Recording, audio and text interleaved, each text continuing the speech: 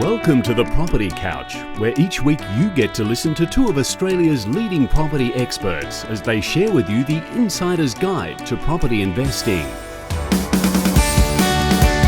All right, folks, you're on the Property Couch, your insider's guide to property investing. I'm Bryce Holdaway, the co-host of Location Australia, and he's Ben Kingsley, the chair of the Property Investment Professionals of Australia and the current Property Investment Advisor of the Year. Welcome, Ben. Morning. Now, we normally record this on a Friday morning, but today's Thursday. It's because you're going up to Sydney having a long lunch and a few afternoon beers, aren't you? Oh, now. Board meeting for the Property Investment Professionals of Australia, so all the very smart and talented people that are on the board. We all get to meet 3 to 4 times a year and talk about the issues and obviously, try and increase the professionalism of our members and the industry itself and obviously continue to protect consumers' interests. So we've got a lot to talk about at this board meeting, so it's going to be a good one. Any sneaky insights into any sort of juicy topics you might be talking about? Negative gearing is going to be a juicy topic, so we're going to try and get that out into the media over the course of the next couple of weeks. Also, APRA's changes in terms of, these are all impacts on our industry and obviously our members want us to put our message out there and get that message out to the broader community because we're having debates on this stuff. So it's really important that we put our message forward to the 1.8 million property investors who invest in property. We've got to look after them and look after the people who are trying to create a wealth outcome for their household without any market intervention or market manipulation, which obviously we're not so pleased about. So maybe we can get a little sneak peek next week from whatever the conversation was. Maybe we could be the first to know what the Pippa board chatted about. But who knows? Maybe I won't put you on the spot for that. This week we're going to talk about a decision that we think that most buyers are making in the back of their head. But we're going to give them a framework around what that looks like and kind of the science in property investing. Yeah, it is. It's the science of the asset decision. Mm-hmm. So what we buy and where we buy. So I think this is one of the most crucial parts, and it comes back to our ABCD. And for those of you who haven't listened to our podcast, make sure you start from episode 1 because that will give you the knowledge that you need to understand what we're talking about here in a more advanced level. Agreed. So I go through this decision quadrant. We call it the buyer's decision quadrant. Correct. On every single episode of the show, because largely, most of my professional life I'm dealing with property investors, but when I'm on the show, I'm dealing with owner-occupiers who are buying it with a lot of emotion, a lot of practical reasons, and they're going to go through one of these 4 decisions. And most people aren't blessed with not having to compromise at all in any of these 4 areas. So, mate, do you want to kick it off? Yeah, I will. So the first one is cost. So, unfortunately, most people think it's actually looking and we're programmed to search for areas first because that's how we look for property. But the reality is we have to have a budget. So when we are talking about the cost, we need to understand a few things. Firstly, we need to understand what does the household believe it can afford to buy today, but also sustain that asset over a period of time. I mean, one of the big things with property is it's very expensive to get in and it's very expensive to get out. So I use an example that when you're buying property, it's not just the 5%. So I'll give you an example of an investor sort of saying, this property is underperforming, should I sell it? Well, as someone who's doing their property plans every week, I'm sort of saying, look, that's a big decision because 1, we've got 5% in. Then, okay, we've got to hold it for a year. We're going to have roughly 6% costs and interest. Then we've got selling costs of 2 to 3%. So all of a sudden we're up to 13%.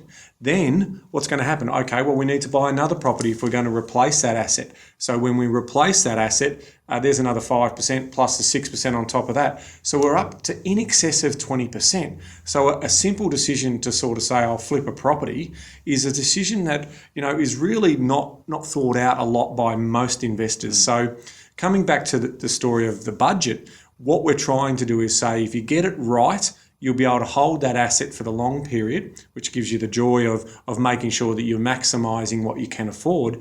But if you get it wrong, it means you may be forced to sell the property. So look at your current budget, understand that interest rates aren't going to stay as low as they are right now.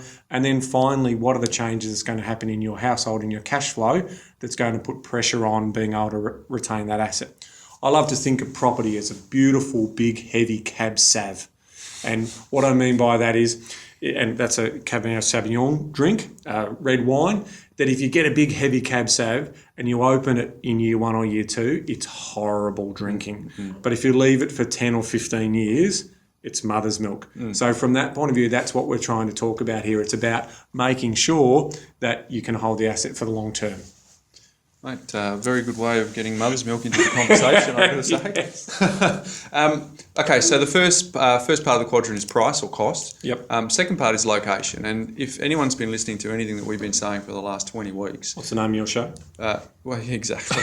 Exactly. Location, Australia. It's probably got the most syllables in Australian or perhaps the world television history. But location does 80% of the heavy lifting. So in our view, that is not negotiable. Now, on the side of the show when I'm buying for someone where they live, it is negotiable. It's part of the deal. You know, they can have to compromise somewhere. But if we're talking about investing, this is the non-negotiable quadrant. Yeah, it's a tough one because, as we know, for those who have listened to the podcast before, 80% of your return, usually comes from the area you buy. So location is king from a return on investment point of view.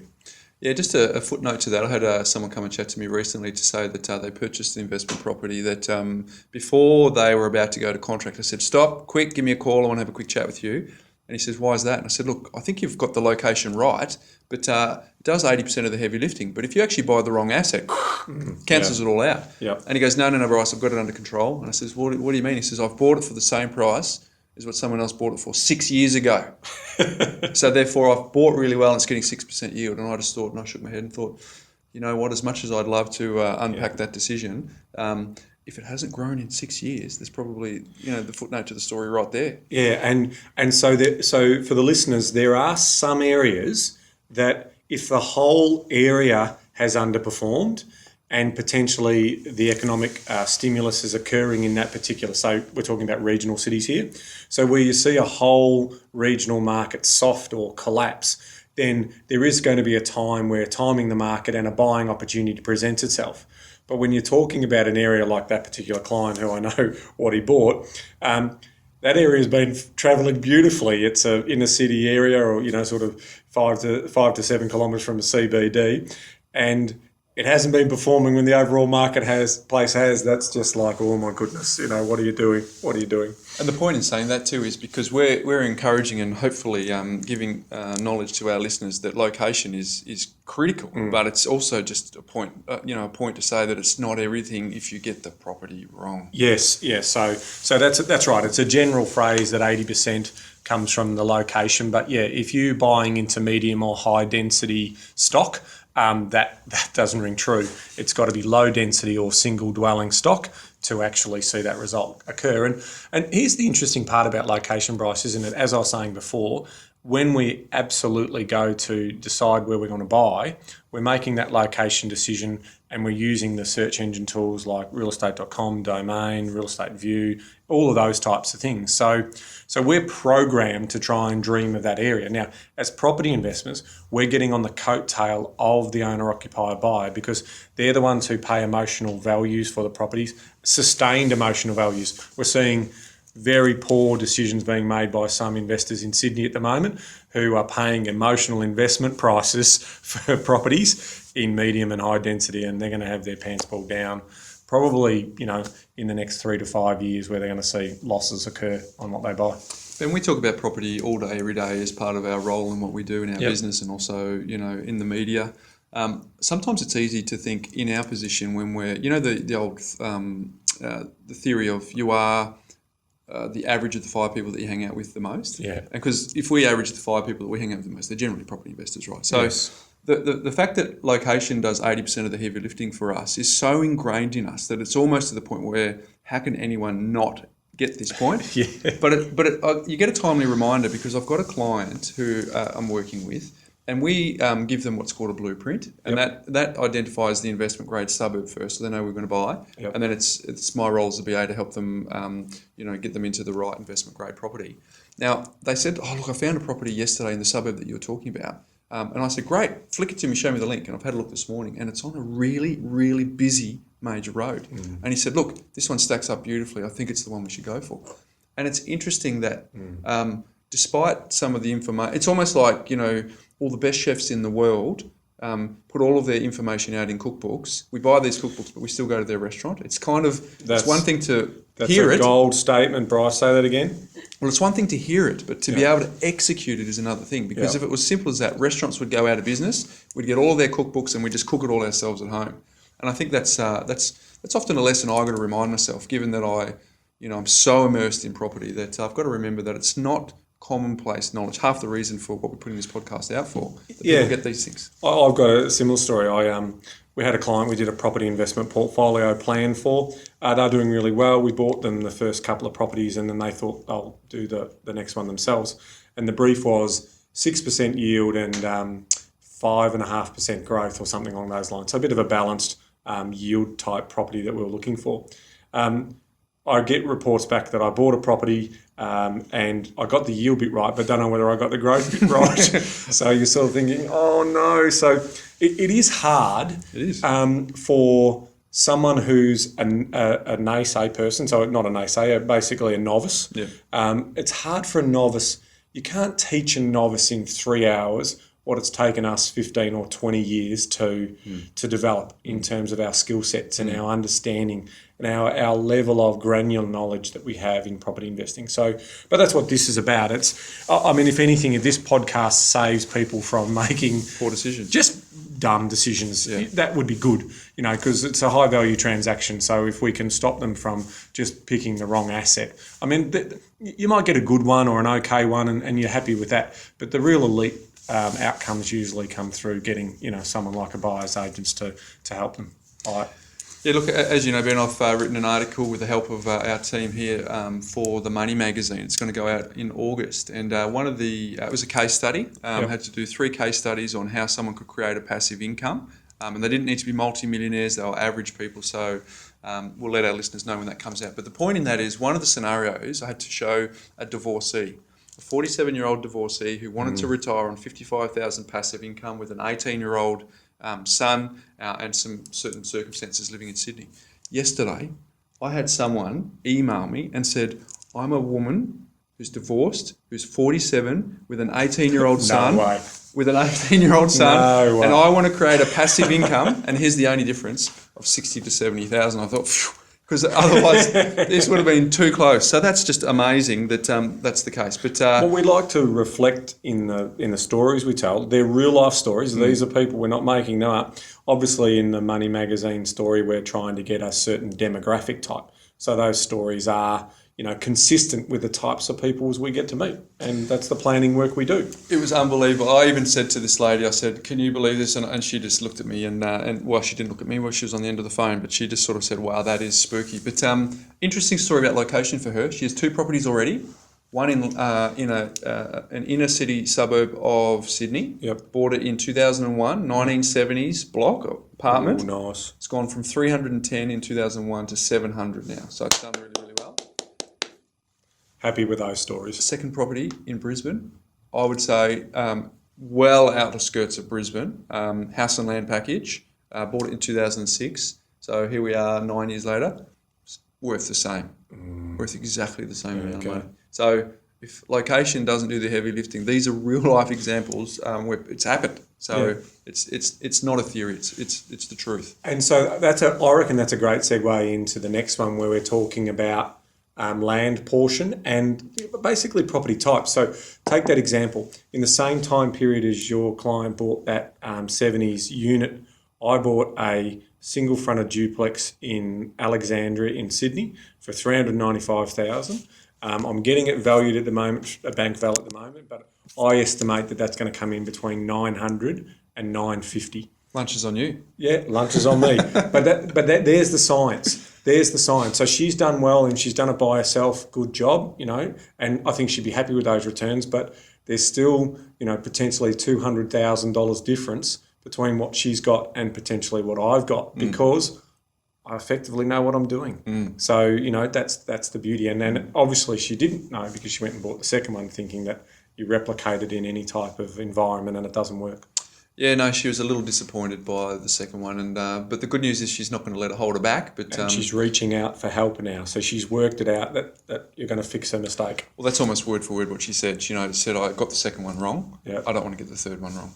Brilliant. Which is nice. So the buyer's decision quadrant is going to be one of four things. You're going to compromise on price, or you're going to compromise on location, or you're going to compromise on land proportion, or you're going to compromise on the quality of dwelling. And that's my definition of saying, are you going to buy something that's really shiny new, or you're going to buy something that's almost knocked over because you're not prepared to compromise on the other three? Yeah, so let's put the science into a real life example. Mm-hmm. I'm a family of 4. I've got 2 young kids, and we're looking to buy a property. So we know our budget, we know how desirable location that we want to live, and that desirable location technically may not allow us to get the size that we want. So we've got to make a decision.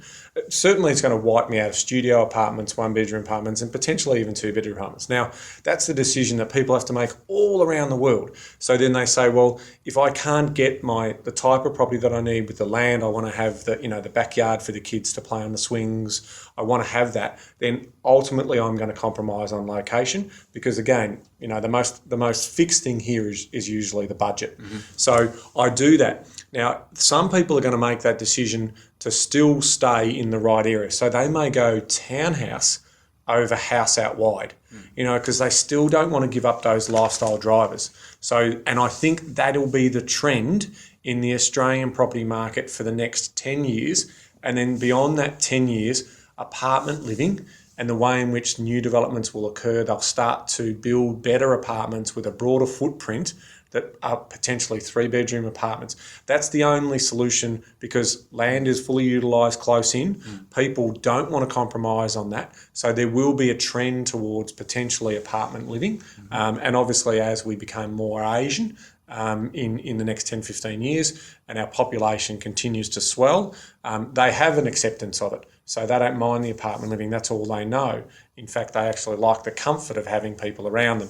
So because that's what they're used to. So we then talk about, so what do we get for our money? So that's the land portion and what type of property, and is that property suitable for our needs? And then as you say, the final one is the property condition. It's, what does it look like? Is it shiny and bling? And when I walk in the door, do I visualise having the dinner party here and that comes back to my status and who I am and what I need and what I'm trying to do, and do I look successful, and also is it in the right area, or is it a renovate or detonate type property where it is about I can live through this as long as you give me a vision of what it looks like. So remembering, guys, 70% of the marketplace is controlled by owner occupiers. As investors, we're getting on their coattails. This science of selecting the right property in the right location is a story of understanding what the owner-occupier buyer is looking for, because that's when you get your outperform returns. It's not the other way around. Again, we don't chase investor stock and we don't chase areas where the majority of the stock is owned by investors. So that's a good point, listeners. You need to really hone in on that. 70% of the market is controlled by owner-occupiers. So therefore, as investors, you're a price taker rather than being a price maker. Correct. So therefore, don't try and reinvent the wheel. Find out what the owner-occupiers want in the locations that you've identified as investment grade and let them do all the work, and you just get sucked along in the slipstream from that owner-occupier market. So 70% of the market is controlled by owner-occupiers. Ignore it at your peril. And so as the investor, we're still very focused on that location. In terms of what we need, we're still going to be mindful of the tenant's needs. So, but I would never ever buy a property that's just based on tenant inquiry. I want owner-occupier appeal, as Bryce you talk about all the time.